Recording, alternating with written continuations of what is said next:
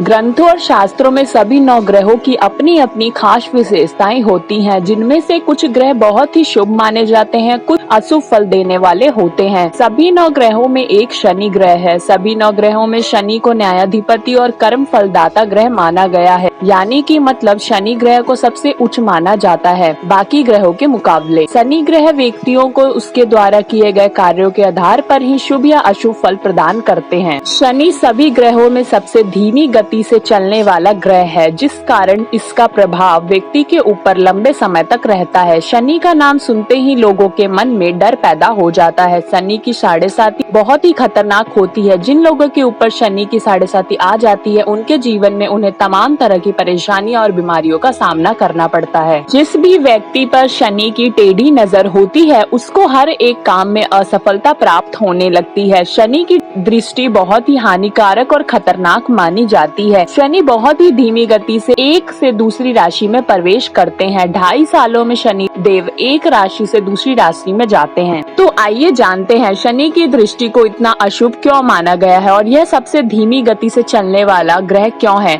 और इसके पीछे की क्या कथा है। तो ये जानने से पहले आप वीडियो को लाइक एंड चैनल को सब्सक्राइब जरूर कर लेना, जिससे आपको ऐसी वीडियो की नोटिफिकेशन मिलती रहे। तो वीडियो में आगे बढ़ते हैं। तो पहला सवाल यह आता है कि क्यों शनि की दृष्टि को इतना अशुभ माना गया है। पौराणिक कथा और ग्रंथों के मुताबिक जब शनि देव युवा हुए तो उनके पिता सूर्य देव ने उनका विवाह चित्ररथ की कन्या से करवा दिया। वे सती साध्वी नारी थी और तपस्या में लगी रहने वाली और परम तेजस्विनी थी। एक दिन वह ऋतु स्नान कर पुत्र प्राप्ति की इच्छा लिए शनिदेव के पास पहुंची, पर शनिदेव तो भगवान श्री कृष्ण के ध्यान में लीन थे। उन्हें ब्रह्मा का ज्ञान बिल्कुल नहीं था। उनकी पत्नी प्रतीक्षा करते करते बहुत थक गई और उन्होंने क्रोध में आकर शनिदेव को श्राप दिया कि आज से तुम जिसकी ओर दृष्टि करोगे उसका अमंगल समय शुरू हो जाएगा। पत्नी के श्राप के कारण तभी से शनिदेव अपना सिर नीचे करके रहने लगे, क्योंकि वे नहीं चाहते थे कि किसी का भी अनिष्ट हो। दूसरा सवाल यह आता है कि शनि इतनी धीमी गति से क्यों चलते हैं। पुराणों के अनुसार भगवान शंकर ने अपने परम भक्त दधीचि मुनि के यहाँ पुत्र रूप में जन्म लिया। भगवान ब्रह्मा ने उसका नाम पिप्लाद रखा, लेकिन जन्म से पहले ही इनके पिता दधीचि की मृत्यु हो गई और फिर माँ सती हो गई। युवा होने पर जब पिप्लाद ने देवताओं से अपने माता पिता की मृत्यु का कारण पूछा तो देवताओं ने उन्हें शनिदेव की कुदृष्टि का कारण बताया। पिप्लाद यह सुनकर बहुत ही गुस्सा हुए और उन्होंने शनिदेव के ऊपर अपना ब्रह्मदंड का प्रहार किया। शनिदेव ब्रह्मदंड का प्रहार नहीं सह सकते थे, इसलिए वे उनसे डर कर भागने लगे। तीनों लोकों की परिक्रमा करने के बाद भी ब्रह्मदंड ने शनिदेव का पीछा नहीं छोड़ा और उनके पैरों पर आकर लगा और ऐसा कहा जाता है कि ब्रह्मदंड के पैर पर लगने से शनिदेव लंगड़े हो गए। तब देवताओं ने पिप्लाद मुनि से शनिदेव को क्षमा करने के लिए कहा। देवताओं ने कहा कि शनिदेव तो न्यायाधीश हैं और वे